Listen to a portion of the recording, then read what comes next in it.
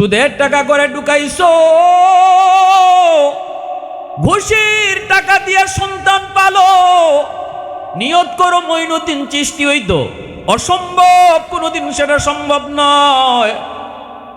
আমার সন্তানকে আমি হালাল খানা খাওয়া বড় করব।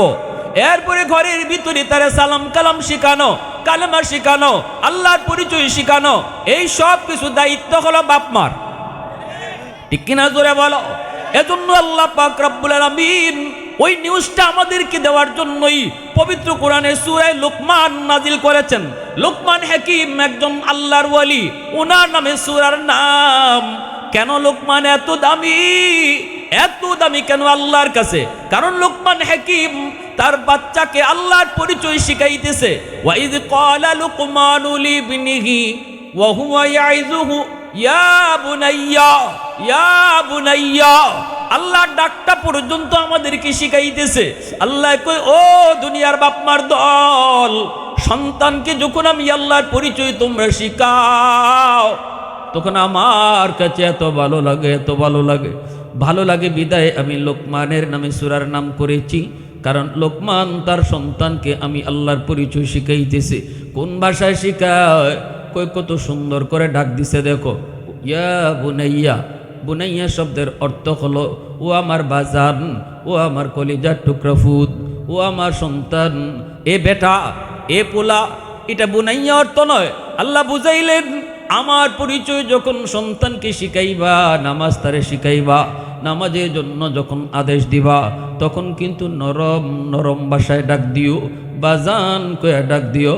ঘুমের ঘরে সন্তান ঘুমায় রইছে, ফজরের নামাজ পড়ে না, তুমি যে তারে ধমক দিয়ে ঘুম থেকে তুইল না। আল্লাহ বলে, দেখো না লোকমান কত সুন্দর করে ডাক দিছে, ও আমার কলিজা টুকরা ফুদ, ও আমার সন্তান, ও আমার বাজান। এইভাবে তুমিও যাইয়া হাত বুলায়া বলে সন্তানকে ডাইকা নামাজের কথাটা কইও, ধমক দিও না, ধমক দিও না। আমার পরিচয় তারে দিবা নরম নরম ভাষায়। জোরে কও সুবহানাল্লাহ। আল্লাহ পাক রব্বুল আলামিনের কাছে এই কথাটা কত ভালো। কোরআন এখন নাজিল হয় না ভাইরে, নাজিল হওয়া বন্ধ, রসুল চলে গেছেন। আজও যদি কোরআন কোনো বাবা তার সন্তানকে এই শিশুকালে আল্লাহর পরিচয় শিখায়, আদর করে ডাইকা কাছে না কয়, বাবা নামাজ বাবার সাথে কেমনে পড়বা পড়ো, এই যে আপু নামাজ দাঁড়াইছি, এভাবে রুকু করতে হয়, এভাবে সাজদা করতে হয়, বাবা কালেমাটা পড়ো, বাবা তুমি সালামটা শিখো। এইভাবে যদি কেউ সন্তানকে আল্লাহর পরিচয় শিখায়, তখন আল্লাহ পাকের কাছে ওই বাবা ও লোকমান হাকিমের মতো দামি হয়ে যায়। জোরে কও না সুবহানাল্লাহ। এ যুবক ভালো করে শোনো, আমি একজন জেনারেল শিক্ষিত পরিবারের সন্তান। আমার ফ্যামিলিতে কেউ আলেম নাই, একমাত্র আমি এই লাইনের মধ্যে। চাচারা ভাইয়েরা সবাই যার যার মতো করে বড় বড় অফিসার। আমার আব্বা একজন জেনারেল শিক্ষিত মানুষ। আমি প্রাইমারি পড়েছি, স্কুলে পড়েছি প্রাইমারি পর্যন্ত, ক্লাস 5-এ আমি ট্যালেন্টফুল বৃত্তি পেয়েছি। আমার আব্বা এখনও মনে পড়ে, বাবা যদিও তিনি জেনারেল শিক্ষিত মানুষ, কিন্তু সম্পর্ক ছিল উলামায়ে কেরামের সাথে, মহব্বত ছিল আলেমদের প্রতি, উলামায়ে কেরামের সাথেই সময় কাটাইতেন বেশি। এজন্য আমার আব্বা আমাকে শিশুকালেই স্কুলে থাকতেই যেগুলো শেখাইছেন, এইগুলা শেখাইছেন, এর ভিতর থেকে একটা শুধু এক্সাম্পল দেই, সালাম শিখাইছেন। কেমনে? বাবা ঘরের ভিতরে যখন ঢুকবা তখন সালাম দিয়ে ঢুকবা। আব্বা একদিন ঘরের ভিতরে আব্বার একজন বন্ধুকে নিয়ে বসা। আমি ছোট মানুষ, 7 বছর থেকে 8 বছর বয়স। আমি বাবাকে দেখেই বললাম, ঢুকা আব্বার পাশে যায় ঘেঁষাঘেঁষি করলাম, সালামটা দিতে ভুলে গেছি। আব্বা তখনই আমাকে বলছেন, বাবা সালাম দিলা না কেন? আমি সাথে সাথে শরম পেয়ে বলতেছি, আসসালামু আলাইকুম ওয়া রাহমাতুল্লাহ। আব্বার বন্ধু যে ছিলেন, আব্বার বন্ধু আমার আঙ্কেল, তখন বলতেছেন, ওয়া আলাইকুম আসসালাম ওয়া রাহমাতুল্লাহ। বাবা আসো, আমাকে কুলে নিয়ে আদর করতেছেন। বয়স তখন আমার 7 থেকে 8 বছর। এখনও কেন মনে রয়েছে এটা বলতেছি, কেন মনে রয়েছে আমার? সব কথা কি শিশুকালে মনে থাকে? কিছু কিছু বিষয় মনে থাকে। আব্বা বলতেছেন, বাবা তোমার সালাম আমি নিব না। আমার আব্বা বলতেছেন, সালাম নিব না। আমার আঙ্কেল বলতেছেন, ভাই আপনি এটা কি বলেন? ছোট মানুষ বুঝে নাই, সালাম তো দিছেই। আব্বা বলতেছেন, না সালাম আমি নিব না, তুমি রুম থেকে বের হও, রুম থেকে তুমি বের হও, আবার তুমি রুমে ঢুকবা, ঢুকবার সময় তুমি সালাম দিয়ে ঢুকবা। বাবা তোমাকে সালাম যেভাবে শিখেছি এভাবেই তুমি সালাম দিয়ে ঢুকতে হবে। তখনই আমার আঙ্কেল বলতেছে, ভাই বাদ দেন, ছোট মানুষ দেখে না চেহারাটা লাল হয়ে গেছে। আমি তখন কিন্তু শরমে কান্না করা শুরু করছি, চোখ দিয়ে আমার পানি চলে আসছে, কিন্তু আমার আব্বা সার দিতে নারাজ। আব্বা তখন বলতেছে, ভাই আপনি আমার রিকোয়েস্ট করবেন না, এতটুকু শাস্তি যদি আমার সন্তানকে আজ আমি না দেই, সারা জীবন তার এই ভুলটা মনে থাকবে না। ওই দিন আমার বাবা আমাকে রুম থেকে বের করে দিলেন, রুম থেকে আমাকে বের করে দিলেন। আমি রুম থেকে বের হয়েছি, আবারও রুমে ঢুকছি, সালাম দিয়া ঢুকছি। ওই দিন যে বাবা আমাকে রুম থেকে বের করে দিয়া আবারও সালাম দিয়া ঘরের ভিতরে ঢুকাইছিলেন, সেই স্মৃতিটা এখনো আমার চোখে ভাসে। এজন্য বলেছি যুবক, বাবা হওয়া সহজ, কিন্তু আদর্শ বাবা হওয়া কঠিন। ফয়সলের বাপ মা ও বাপ মা, আর হাদির বাপ মা ও বাপ মা, জোরে কও না। খুনি ফয়সলের বাপ মা ও বাপ মা, ছেলে খুন করে গেছে, তাদেরকে আবার শেল্টার দেয়, বাবা নিজে লইয়া যায়, বাবা নিজের হাতে তার মোটর সাইকেলের পিছনের সেই নাম্বার প্লেটটা নিজে বেলম্যান হলের ভিতরে ফালায়। কেমন কুলাঙ্গার বাবা! এজন্য মনে রাখবা, বাবা হওয়া সহজ, কিন্তু লুকমানের মতো বাবা হওয়া কঠিন। মা হওয়া সহজ, আদর্শ মা হওয়া কঠিন। আজও মঈনুদ্দিন চিশতির জন্ম হবে, আব্দুল কাদের জিলানির জন্ম হবে, হাদির মতো সন্তান ঘরে ঘরে জন্ম হবে। তাদের মার মতো মা হও, বাবার মতো বাবা হও, ঠিক কিনা জোরে বলো।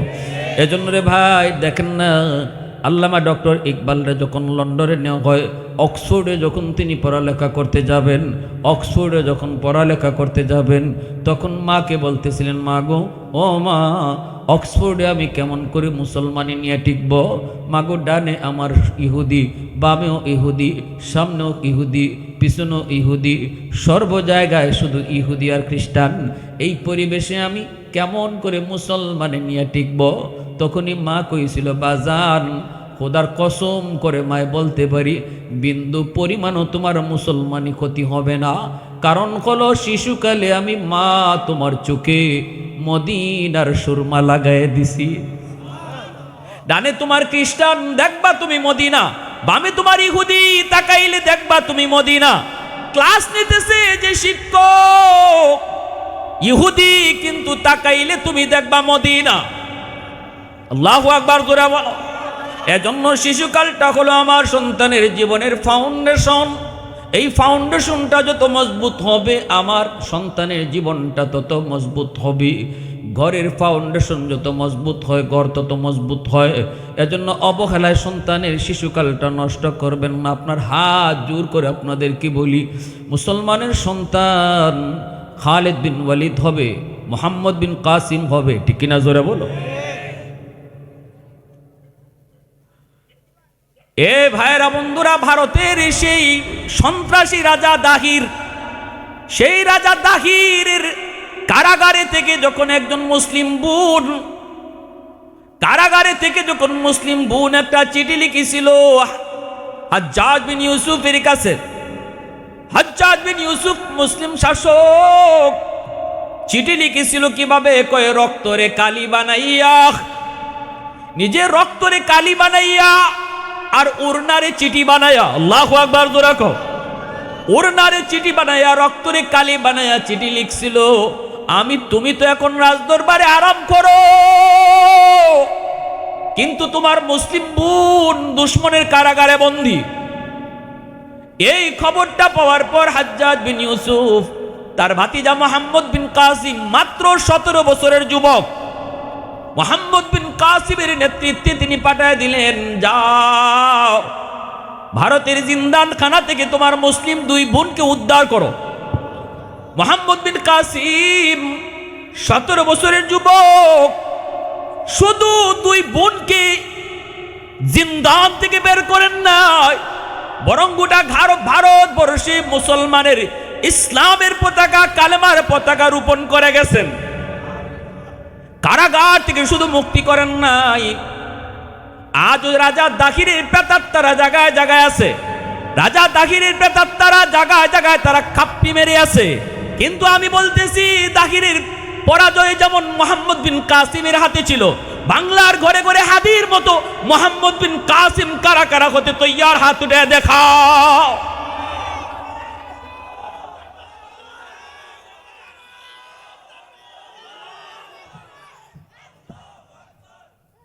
মাইক হাতে লন, স্লোগান দেব। মুসলমানের একটা শৃঙ্খলা আছে। একজন মাইক হাতে লন, স্লোগান দেন, নারায়ে তাকবীর। মুসলমানদের পাওয়ার, এটা মুসলমানদের ইমানের পাওয়ার, ঠিক কিনা? মাইক হাতে নিয়ে একজন একটা স্লোগান দেন।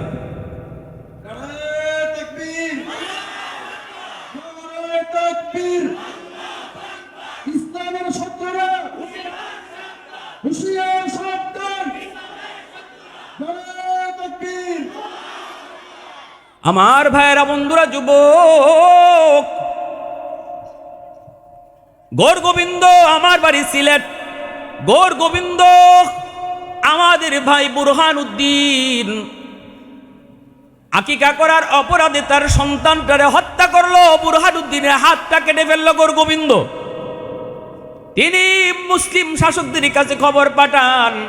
সেই বিচার করতে যায় শাহজালাল মুজরুদি ইয়ামনি সিলেটের মাটিতে ইয়ামন থেকে এসেছেন। সুরমা নদী পার হয়েছেন তিনি, যায় না মাঝে বসে। আল্লাহু আকবার, জোরে বল। নদীর পানি কার কথা শুনে? জোরে কও না, কার কথা শুনে? সুরমা নদী, সিলেটের সুরমা নদী পার হয়েছেন শাহজালাল মুজরুদি ইয়ামনি। সঙ্গী সাথীদের নিয়ে যায় না মাঝে বসে। নাসিরউদ্দিন সিপাহসালার আজান দিলেন। গৌর গোবিন্দের প্রাসাদ আজানের আওয়াজে ধসে পড়ল। লা ইলাহা ইল্লাল্লাহ। আমি আগেই বলছি, এটা জান্নাতি বাগান। আমি 4 আঙ্গুল সামনে আগাবো, আমার এক ভাই জায়গা পেয়ে যাবে। তখন আল্লাহ আমাকে জান্নাতে, পরকালের জান্নাতে জায়গা করে দিবে। তো সামনে আগা। লা ইলাহা ইল্লাল্লাহ, লা ইলাহা ইল্লাল্লাহ, লা ইলাহা ইল্লাল্লাহ।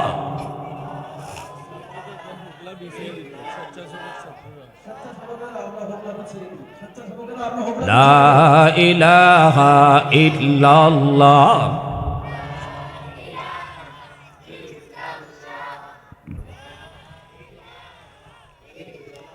तो दिल में तो आता है, समझ में नहीं आता। तो दिल में तो आता है, समझ में नहीं आता। बस जान लिया मैं तेरी पहचान यही है। उल्फत में बराबर के वफा हो के जफा हो। हर चीज में लज्जत है अगर दिल में मजा हो। हर चीज में लज्जत है अगर दिल में मजा हो। एक चश्म ज़दन गाफिल अज़ा शाह नबाशी। शायद की निगाह कुनदा गाह नबाशी। शायद की निगाह कुनदा गाह नबाशी। ला इलाहा इल्लल्लाह, ला इलाहा इल्लल्लाह।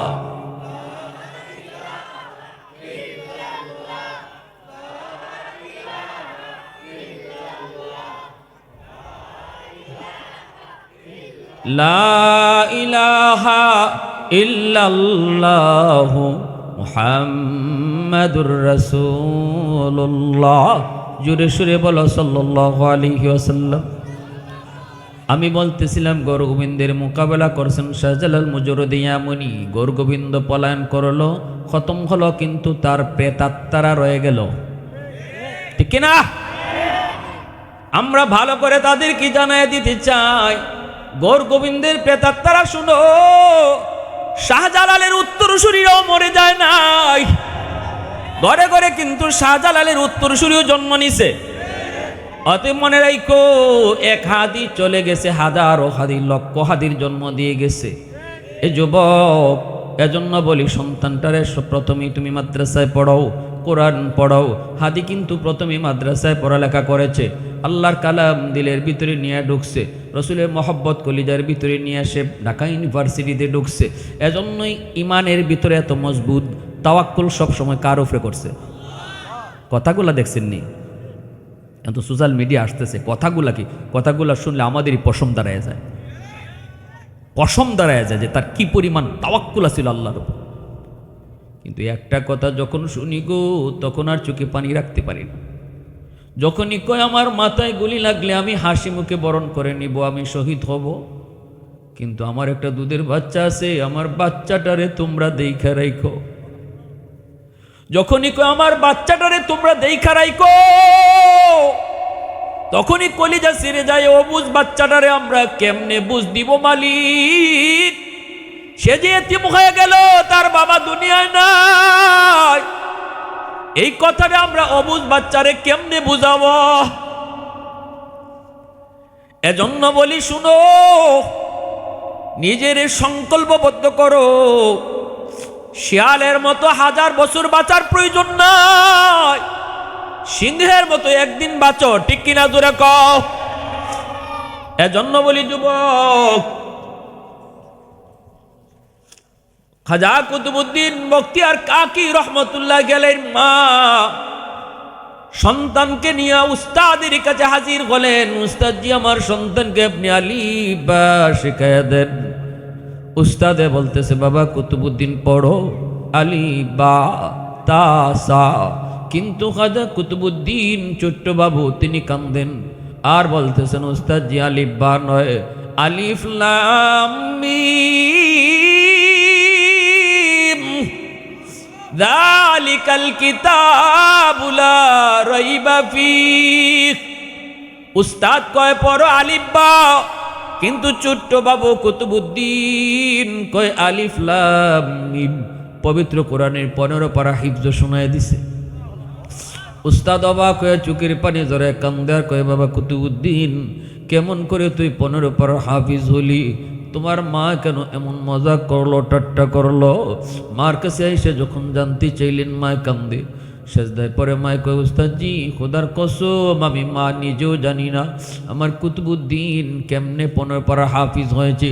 তবে যদ্দূর মনে পড়ে, আমার কুতুবউদ্দিন যখনই পেটে আসছে, তখন থেকে আমি বেশি বেশি কোরআন তেলাওয়াত করতাম। যখনই আমার কুতুবউদ্দিনকে আমি দুধ পান করাইতাম, তখনই আমি কোরআন তেলাওয়াত করতাম। আমি মা ছিলাম 15 পারার হাফেজা। কতবার যে আমি 15 পারা পড়ছি আমার সন্তানরে দুধ খাওয়ানো অবস্থায়, মনে হয় দুধের সাথে কোরআন তেলাওয়াত যায় ঢুকছে। সুবহানাল্লাহ, মনে হয় দুধের সাথে কোরআন তেলাওয়াত যায় ঢুকছে। এজন্য বলি যুবক, এ যুবক মনে রাখো, আদর্শ বাবা হও, দুনিয়া জুড়ে নাম ছড়ায় যাবে। অমুকের বাবা, অমুকের মা, কেমনে হবা? মা গো, তোমাকে বলতেছি গো মা, পেটে সন্তান লইয়া তুমি অহেতুক বেফরদায় চইল না। পেটে সন্তান থাকলে পরে তোমার সবগুলি কামের আসর সন্তানের উপরে যায় পড়ব, কারণ তুমি হলে পাত্র, পাত্রের আসর জিনিসের উপরে যায় পড়ে। দুধের মনে রাখবা, মনে রাখবা, চা যদি তরকারির পাতিলে জাল দেওয়া হয়, তাহলে কিন্তু চা জাল হয়ে যায়, ঠিক না? তাহলে বোঝা গেল পাতিলের আসর চার উপরে যায় পড়ছে। মা পেটে সন্তান নিয়ে যদি বেশি বেশি করে মিষ্টি খায়, সন্তান বড় হওয়ার পরে মিষ্টি প্রিয় হয়। পেটে সন্তান নিয়ে যদি মা বেশি বেশি টক খায়, সন্তান বড় হওয়ার পরে টক প্রিয় হয়। পেটে সন্তান নিয়ে যদি মা বেশি বেশি ঘুমায়, সন্তান বড় হওয়ার পরে অলস হয়। পেটে সন্তান নিয়ে যদি মা টুকটাক কামকাজ করে, সন্তান বড় হয়ে কর্মঠ হয়। পেটে সন্তান নিয়ে যদি মা বেশি বেশি গান শোনে, সন্তান বড় হয়ে গায়ক হয়। পেটে সন্তান নিয়ে যদি মা বেশি বেশি কোরআন তেলাওয়াত করে, এই সন্তান অল্প দিনে হাফেজে কোরআন হয়। এটা অভিজ্ঞতার আলোকে বলেছেন। এজন্য আমার সন্তান পেটে থাকতে আমি সিদ্ধান্ত নিতে হবে, আমার সন্তান আমি কেমন চাই, সন্তান আমি কেমন চাই, কেমন চাই, কেমন চাই। ফয়সলের মতো খুনি নাকি শহীদ হাদির মতো সন্তান চাই, এই সিদ্ধান্ত নিতে হবে মাকে পেটে সন্তান থাকা অবস্থায়। বেপরদায় চলবাও, সন্তান প্রতিবন্ধী হবে, বেহায়া হবে। পেটে সন্তান নিয়ে মা যদি পর্দার ভিতরে থাকে, সন্তান মেধাবী হবে, লজ্জাশীল হবে। ঠিক কিনা জোরে বলেন ভাইরা আমার। এজন্য বলতেছি, আপনার সন্তানকে আপনি পড়ালেখা করাবেন, মিনিমাম 5টা বছর মাদ্রাসায় পড়াইবেন, নুরানি ক্লাসটা মাদ্রাসায় পড়ান, এরপরে আপনি মন চাইলে তার স্কুলে দেন। আর যদি আপনি মাদ্রাসায় পড়াইতে চান, নিয়ত করেন সন্তানরে হাফেজ বানাবেন, আলেম বানাবেন, তাহলে তো নূরুন আলা নূর, নূরুন আলা নূর, এর উপরে কোনো সিদ্ধান্তই হয় না। বাপমা যখন সিদ্ধান্ত নেয় আমার সন্তানকে হাফেজ বানাবো, আলেম বানাবো, তখনই আল্লাহ পাক রব্বুল আলামিন বাপমার উপর খুশি হয়ে যায়। দুনিয়াতে আজকে যেই সন্তানগুলোকে আমরা পাগড়ি পরাইলাম, মাথায় পাগড়ি দিলাম, আমরা আপনারা সবাই মিলে তাদের মাথায় পাগড়ি পরালাম, কিন্তু যুবক ভালো করে মনে রাখো, আমার রসুল কি কয়, ওই মা ওই বাবা হাফিজ সাহেবের বাপ মাদেরকে আল্লাহ পাক হাসরের ময়দানে আল্লাহ নিজের হাতে বাপমার মাথায় পাগড়ি পরাইব। কে পরাইব? মান করা আল কুরআন ওয়া আমিলা বিমা ফিহি উলবিসা ওয়ালিদাহু তাজান ইয়াউমাল কিয়ামা।